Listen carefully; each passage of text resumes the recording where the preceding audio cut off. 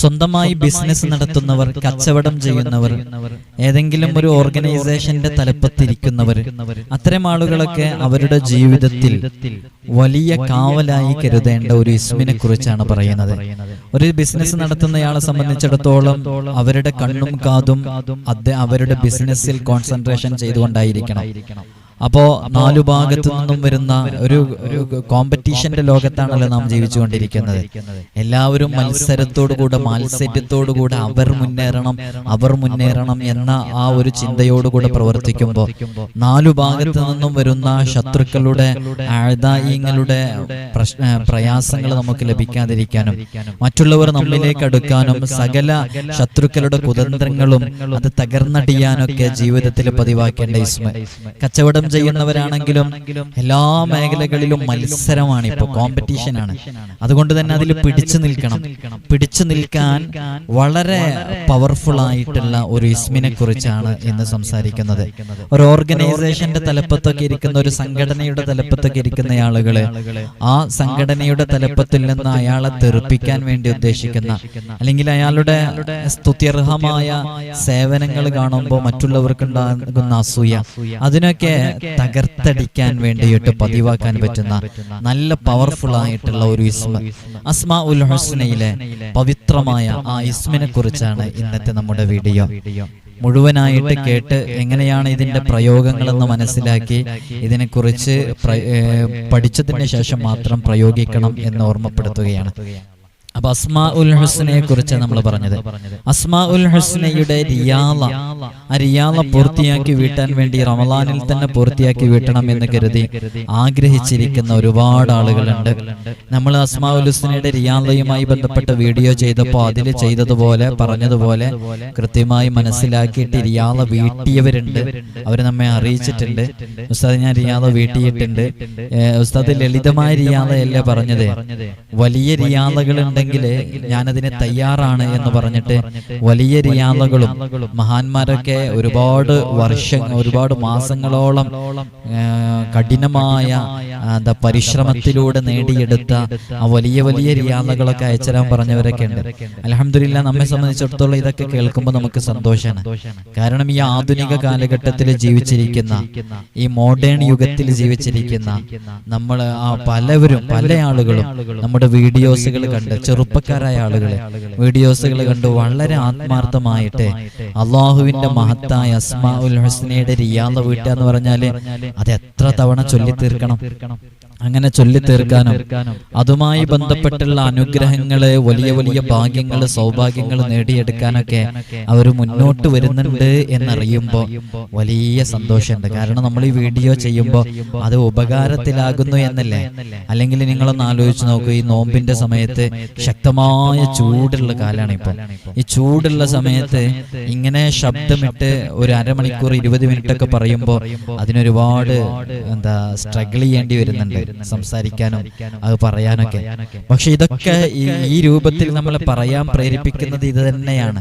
എത്രയോ ചെറുപ്പക്കാർ, എഡ്യൂക്കേറ്റഡ് ആയിട്ടുള്ള ആളുകള്, ബിസിനസ് ചെയ്യുന്ന ആളുകള്, വലിയ സ്ഥാനങ്ങളിൽ ഇരിക്കുന്ന ആളുകളൊക്കെ അസ്മാഉൽ ഹുസ്നയുടെ റിയാള വീട്ടാൻ വേണ്ടി മുന്നോട്ട് വരുന്നു. അവര് നേരിട്ട് ഉസ്താദിന്റെ അടുക്കൽ ഞാൻ വരുന്നു, ഉസ്താദ് എനിക്കൊരു അപ്പോയിന്റ്മെന്റ് തരണം എന്ന് പറയുന്നതൊക്കെ കാണുമ്പോൾ വലിയ സന്തോഷം. കാരണം അള്ളാഹുവിന്റെ അസ്മാഉൽ ഹുസ്നയുമായി ബന്ധപ്പെട്ട ഇജാസത്ത് വാങ്ങാനും റിയാള വീട്ടാനും നേരിട്ട് കാണാനൊക്കെ വരുന്നു എന്നറിയുമ്പോ സന്തോഷം തന്നെയല്ലേ നമ്മെ സംബന്ധിച്ചിടത്തോളം. ഈ സമയത്ത് എന്തെല്ലാം മ്യൂസിക്കുകള്, അല്ലെങ്കിൽ എന്തെല്ലാം എന്റർടൈൻമെന്റുകള്, എന്തെല്ലാം കോമഡി ഷോകള്, റിയാലിറ്റി ഷോകള്, ബിഗ് ബോസ് ഉൾപ്പെടെയുള്ള, അല്ലെങ്കിൽ കപ്പിൾസ് വ്ലോഗ് ഉൾപ്പെടെയുള്ള ഇങ്ങനെയുള്ള പല വിഷയങ്ങളിലേക്കും സമൂഹം ഇങ്ങനെ സമയം ചെലവഴിച്ചു കൊണ്ടിരിക്കുമ്പോ സാധുവായ ഈ വിനീതൻ ഇവിടെ നിന്ന് അസ്മാഉൽ ഹുസ്ന പറയുമ്പോ കാര്യമായിട്ട് ഇതില് അള്ളാഹുവിന്റെ അടുക്കൽ നിന്നുള്ള പൊരുത്തം മാത്രമാണല്ലോ ഇതിൽ ഉദ്ദേശിക്കുന്നത്, വേറൊന്നും ഇതിൽ ഉദ്ദേശിക്കുന്നില്ല. അങ്ങനെയുള്ള ഈ സമയത്ത് ഇത് കേൾക്കാനും അസ്മാഉൽ ഹുസ്ന ചൊല്ലാനും അതിന്റെ റിയാള പൂർത്തിയാക്കിയിട്ട് അതുകൊണ്ടുള്ള ഇസ്മുകളെ കൊണ്ടുള്ള അമലുകൾ ചെയ്യാനും മുന്നിട്ട് വരുന്നത് കാണുമ്പോഴുള്ള സന്തോഷം അത് പറഞ്ഞറിയിക്കാൻ കഴിയാത്തതാണ്.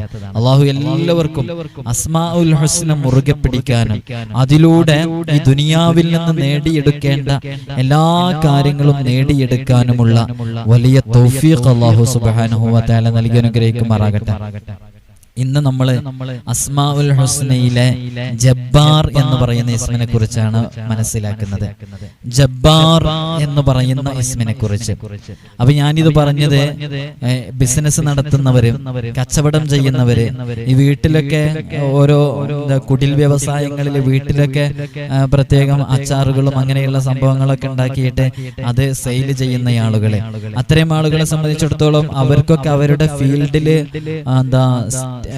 സ്റ്റേബിൾ ആയിട്ട് നിൽക്കാൻ കഴിയുക എന്നുള്ളതും അത് മറ്റുള്ളവരിലേക്ക് വളരെ പെട്ടെന്ന് പബ്ലിസിറ്റി ആയിട്ട് എത്തുക എന്നുള്ളതും ആളുകൾ അത് ഇഷ്ടപ്പെട്ട് വാങ്ങിക്കുക, അവരുടെ കസ്റ്റമേഴ്സ് ആയിട്ട് മാറുക, അതിങ്ങനെ നിലനിന്നുകൊണ്ടേയിരിക്കുക, അതിനെതിരെ ഒരു ശത്രുതയും ഒരു അക്രമങ്ങളും ഒരു പരാജയങ്ങളും വരാതിരിക്കുക, ഇതൊക്കെ കൊതിക്കുന്നവരാണ് നമ്മൾ.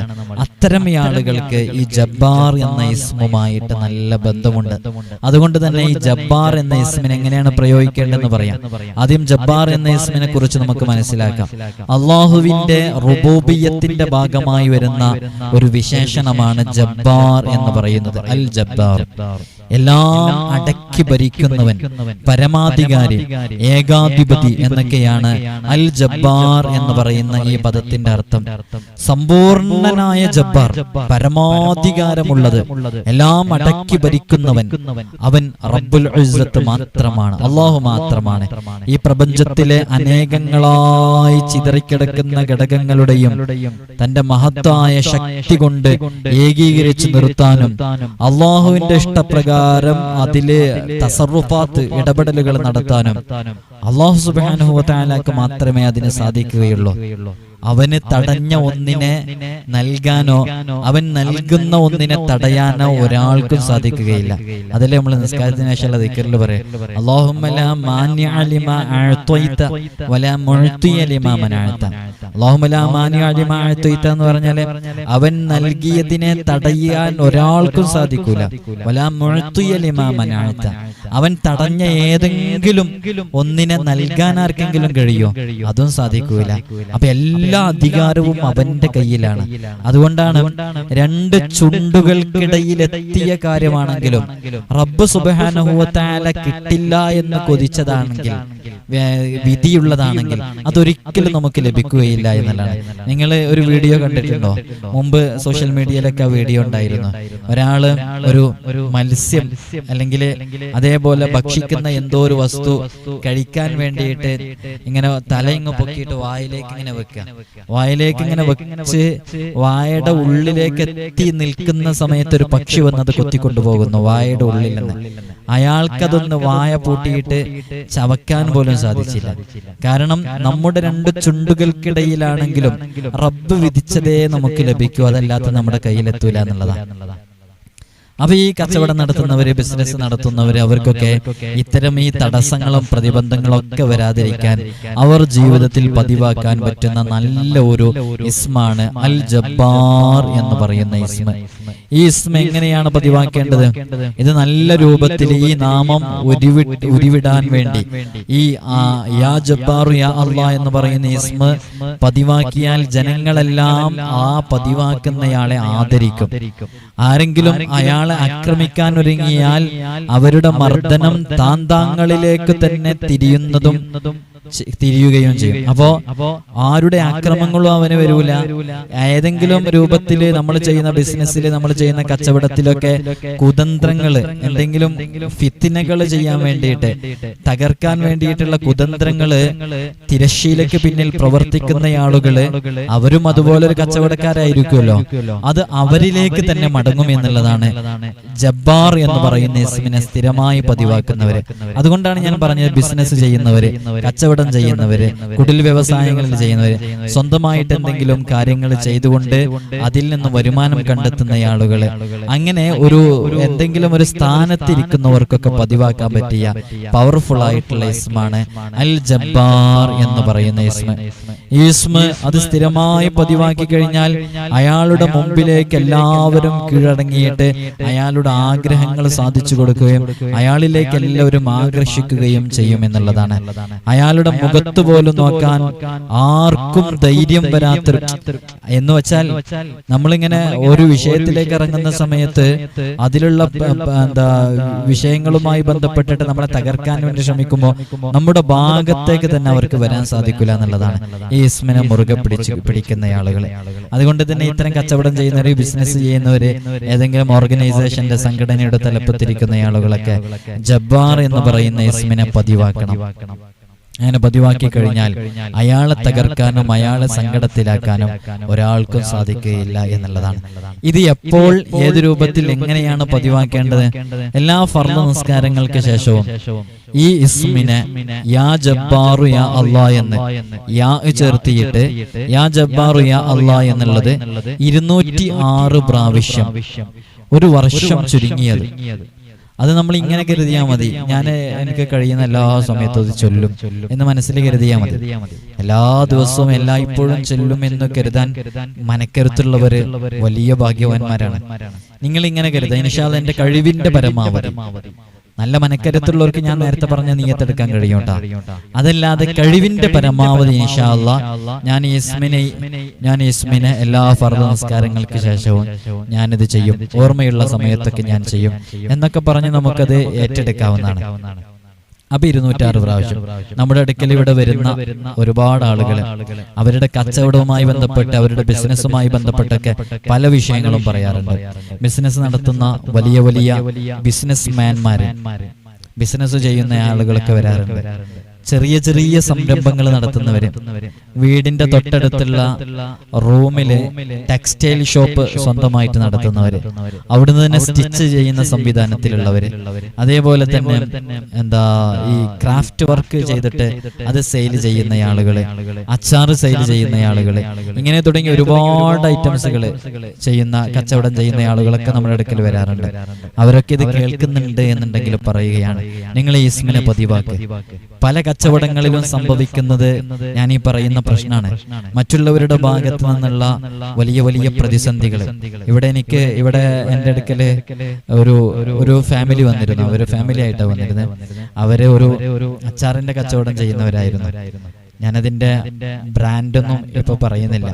അൽഹംദുലില്ലാ നല്ല ടേസ്റ്റുള്ള അച്ചാറുകൾ ഉണ്ടാക്കുന്ന ഒരു ഫാമിലിയാണ് അവര്. അത് അവരുണ്ടാക്കിയിട്ട് അവര് പല ഭാഗങ്ങളിലേക്കും അത് സെയിൽ ചെയ്യും. അങ്ങനെ അതിൽ നിന്ന് അവർക്കൊരു വരുമാനം ലഭിക്കും. അള്ളാഹു ആ കച്ചവടത്തില് വലിയ ബറക്കത്ത് അവർക്ക് നൽകട്ടെ. അവരത് നമുക്ക് ഇവിടേക്ക് അവരുടെ ഏകദേശം കൂടുതൽ ആളുകൾ വാങ്ങിക്കുന്നത് എന്ന് തോന്നുന്നു. ഒരു പോപ്പുലർ ആയിട്ടുള്ള കുറച്ച് ഐറ്റംസ് നമുക്ക് അയച്ചു തന്നിരുന്നു ഇങ്ങോട്ട്, ഒരു ബറക്കത്തിന് വേണ്ടിയിട്ട്. അള്ളാഹു അവരുടെ ആ സംരംഭത്തിൽ വലിയ ബറക്കത്ത് നൽകട്ടെ.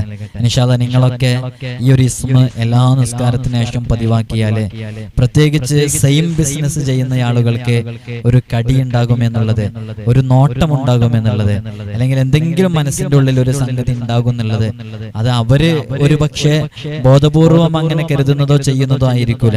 അവരുടെ മനസ്സിൽ അവരും ആ ബിസിനസ് തുടങ്ങിയല്ലോ, അപ്പൊ അതെന്റെ ബിസിനസ്സിന് ഒരു ചവിട്ട് വരാൻ സാധ്യതയുണ്ട് എന്നൊരു തോന്നല് ഉണ്ടാവുമല്ലോ. അങ്ങനെ എന്തെങ്കിലുമൊക്കെ ഉണ്ടാവുമ്പോഴുള്ള പ്രയാസങ്ങളൊക്കെ സംഭവിക്കാതിരിക്കാൻ വേണ്ടിയിട്ട് നിങ്ങൾക്കത് പതിവാക്കാവുന്നതാണ്. അതേപോലെ തന്നെ സ്റ്റിച്ചിങ്ങിന്റെ വർക്ക് ഏറ്റെടുത്ത ഒരു ഫാമിലിയോട് വന്നിരുന്നു. യൂണിഫോമിന്റെ സെയിലൊക്കെ അവര് യൂണിഫോമിന്റെ ടൈമൊക്കെ ആകുമ്പോൾ അവർക്കാണ് അധികവും അതിന്റെ കൊട്ടേഷനൊക്കെ കിട്ടല്. അപ്പൊ അവര് തന്നെ മറ്റു സംസ്ഥാനങ്ങളിലൊക്കെ ബോംബെയിലും അവിടെ ഇവിടെയൊക്കെ പോയിട്ട് അവർ തന്നെ അതിന്റെ മെറ്റീരിയൽസ് ഒക്കെ എടുത്തു കൊണ്ടുവരും.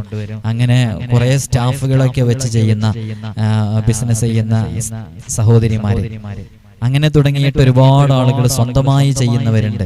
അപ്പൊ ഇവർക്കൊക്കെ ഈ തടസ്സങ്ങളും പ്രതിസന്ധികളൊക്കെ സ്വാഭാവികമായിട്ടും ധാരാളം വരുന്നുണ്ട്. അപ്പൊ അതിൽ നിന്നൊക്കെ ഒരു കാവലാകാൻ ഈ ഇസ്മ ധാരാളമാണ്. ഇത് നിങ്ങൾ പതിവാക്കുക. എല്ലാ ഫർദ് നമസ്കാരങ്ങൾക്ക് ശേഷവും ഇതിനെ 206 പ്രാവശ്യം. ഇപ്പൊ ഈ അസ്മാഉൽ ഹുസ്നയുടെ റിയാദ വീട്ടുമ്പോ ഒരു അദദ് ഉണ്ടല്ലോ, ഓരോ ഇസ്മിനുള്ള അദദ്. ഇപ്പൊ ജബ്ബാർ എന്നുള്ളതിന്റെ അദദ് 206 ആണ്. അപ്പൊ ഞാൻ ഈ പറഞ്ഞ ഈ അദദുകൾ ഉണ്ടല്ലോ, അപ്പൊ പലരും എന്നോട് ഫോണില്, വാട്സപ്പിലും ഇൻസ്റ്റഗ്രാമിലൊക്കെ ഈ അസ്മാഉൽ ഹുസ്നയുടെ എവിടുന്നോ ഗൂഗിള് സെർച്ച് ചെയ്തിട്ട് കിട്ടിയതോ ഏതെല്ലാം ഉസ്താദുമാർ അയച്ചു കൊടുത്തതൊക്കെ എനിക്ക് അയച്ചു തന്നിട്ട്, ഉസ്താദ് ഇതിലുള്ള ഇസ്മുകളൊക്കെ നമ്പറുകളൊക്കെ ശരിയാണോ, അദദുകളൊക്കെ ശരിയാണോ എന്ന് ചോദിക്കാറുണ്ട്. ഞാൻ ഈ പറയുന്ന ഇസ്മുകളുടെ അദദുകളൊക്കെ നിങ്ങൾ ക്രോസ് മാച്ച് ചെയ്ത് നോക്കുക. ഇപ്പൊ ജബ്ബാർ എന്നുള്ളതിന്റെ 206 ഞാൻ പറഞ്ഞു. അതേപോലെ തന്നെ അള്ളാഹ് എന്നുള്ളതിന്റെ 66 പറഞ്ഞു. ഫത്താഹിന്റെ ഞാൻ പറഞ്ഞിട്ടുണ്ടായിരുന്നു. ലത്തീഫിന്റെ ഞാൻ പറഞ്ഞിട്ടുണ്ടായിരുന്നു. അതേപോലെ തന്നെ മുഖീത്ത് എന്നുള്ളതിന്റെ പറഞ്ഞിട്ടുണ്ടായിരുന്നു. അസീസ് എന്നുള്ളതിന്റെ പറഞ്ഞിട്ടുണ്ടായിരുന്നു. ഇങ്ങനെ ഇതൊക്കെ നിങ്ങൾ ക്രോസ് മാച്ച് ചെയ്ത് നോക്കുക. അപ്പൊ നിങ്ങൾക്ക് ശരിയാണെന്ന് മനസ്സിലാവുമല്ലോ. അതുമായി ബന്ധപ്പെട്ട ഒരു വീഡിയോ ഞാൻ അതിന്റെ ടെക്സ്റ്റുകളൊന്നും തയ്യാറാക്കാത്തതുകൊണ്ടാണ്. നമ്മൾ ഏതെങ്കിലും ഗൂഗിളിൽ സെർച്ച് ചെയ്തിട്ട് ഇങ്ങനെ എടുത്ത് പറയണ്ടല്ലോ എന്ന് കരുതിയിട്ട് ഒരു കറക്റ്റ് ആയതൊന്ന് കിട്ടുമ്പോൾ ഇൻഷാ അല്ലാഹ് ഞാൻ അതിനനുസരിച്ച് അത് അറിയിക്കാം. അപ്പോൾ പ്രധാനമായി ഓർമ്മപ്പെടുത്താനുള്ളത്, നോമ്പുകാരായിട്ട് റിയാദ വീട്ടാൻ സാധിക്കുന്നവര് റിയാദ വളരെ പെട്ടെന്ന് വീട്ടുക. അത് വളരെ എളുപ്പമാണ്. അസ്മാഉൽ ഹുസ്നയിലെ ഓരോ ഇസ്മുകളുടെ ആദദുകളും എടുക്കുക. ഇപ്പൊ ജബ്ബാർ എന്നുള്ളതിന്റെ ആദദ് 206 പറഞ്ഞു. ആ 206 തവണ യാ ജബ്ബാറു യാ അല്ലാഹ്, യാ ജബ്ബാറു യാ അല്ലാഹ്, യാ ജബ്ബാറു യാ അല്ലാഹ്, യാ ജബ്ബാറു യാ അല്ലാഹ്, യാ ജബ്ബാറു യാ അല്ലാഹ്. ഇപ്പൊ തന്നെ 5 പ്രാവശ്യമായി. ഇനി യാ ജബ്ബാറു യാ അല്ലാഹ് ഇപ്പൊ തന്നെ 6 പ്രാവശ്യമായി. ഇനി 200 പ്രാവശ്യം ചൊല്ലിയാൽ പോരെ. വളരെ പെട്ടെന്ന് ചൊല്ലി തീർക്കാൻ കഴിയും. അതൊന്ന് ചൊല്ലുന്ന സമയത്ത് നേരെ ഖിബിലയിലേക്ക് മുന്നിട്ടാൽ പോരെ. അത് എന്താ നോമ്പുകാരനായിട്ട് ചെയ്താൽ റിയാദക്ക് നല്ല ഫലം ഉണ്ടാകും. ഇനി ഈ ചെറിയ റിയാദ പൂർത്തീകരിച്ച് വീട്ടിയിട്ട് ഇനി വലിയ റിയാദ ചെയ്യാൻ താല്പര്യമുള്ളവർക്ക് അങ്ങനെയും വരാം. വലിയ റിയാദ എങ്ങനെയാണ് ഓരോ റിയാദകളും പൂർത്തീകരിച്ച് വീട്ടുമ്പോൾ അതിൻ്റെതായ ആ ഒരു എഫക്റ്റ് നമുക്കുണ്ടാവും. നമ്മുടെ ശരീരത്തിനെ കീഴ്പ്പെടുത്തി കൊണ്ടുവരല്ലേ, അതിന്റെ ഒരു ഫലം നമുക്കുണ്ടാവും. മെരുക്കി എടുക്കണം നമ്മുടെ ശരീരത്തിനെ. അപ്പോ അങ്ങനെ ആ റിയാദ പൂർത്തിയാക്കി വീട്ടണം എന്നുള്ളവർക്ക് ആ റിയാദയും ഇൻഷാ അല്ലാഹ് ഈ ഒരു റിയാദ ഘട്ടം ഘട്ടമായിട്ട് അതിലേക്ക് വരാം അല്ലെ, അതല്ലേ നല്ലത്. അപ്പൊ ആദ്യം ഈ ചെറിയ റിയാദ പൂർത്തിയാക്കി വീട്ടാം. നമുക്ക് നേടിയെടുക്കാന്ന് അസ്മാഉൽ ഹുസ്ന മുറുകെ പിടിക്കാം. ഈ ഇസ്മുകളെ കൊണ്ട് നമുക്ക് എല്ലാം നേടിയെടുക്കണം. ഓരോ അർത്ഥതലങ്ങൾ മനസ്സിലാക്കിയിട്ട് അതിന്റെ ആശയങ്ങൾ മനസ്സിലാക്കിയിട്ട് അതിന്റെ വ്യാപ്തി മനസ്സിലാക്കിയിട്ട് അതിനനുസരിച്ച് കൃത്യമായി നമുക്ക് പ്രയോഗിക്കണം അസ്മാഉൽ ഹുസ്ന. എല്ലാവരോടും ഓർമ്മപ്പെടുത്താനുള്ള നൂറെ മദീനയിലെ എല്ലാ ദിവസവും രാവിലെയും വൈകുന്നേരവും അസ്മാഉൽ ഹുസ്ന പാരായണം ചെയ്യുന്നുണ്ട്. ആ അസ്മാഉൽ ഹുസ്ന കണക്കില്ലാത്ത യാത്ര നിങ്ങൾ എണ്ണങ്ങൾ പൂർത്തീകരിക്കുക. എണ്ണം എഴുതി വെക്കാൻ പറ്റുന്നുണ്ടെങ്കിൽ എഴുതി വെക്കുക. ഇത്രയും ദിവസം ചിലർക്കൊന്നും എഴുതി വെക്കേണ്ട ആവശ്യമില്ല, എന്നും പങ്കെടുക്കുന്നവരാണ്. അപ്പൊ അവർക്ക് ആ വർഷം കണക്കൂട്ടിയാൽ മതി എത്ര ദിവസം തുടങ്ങി കഴിഞ്ഞു എന്നുള്ളത്. ഇൻഷാ അല്ലാഹ് തൗഫീഖ് നൽകട്ടെ.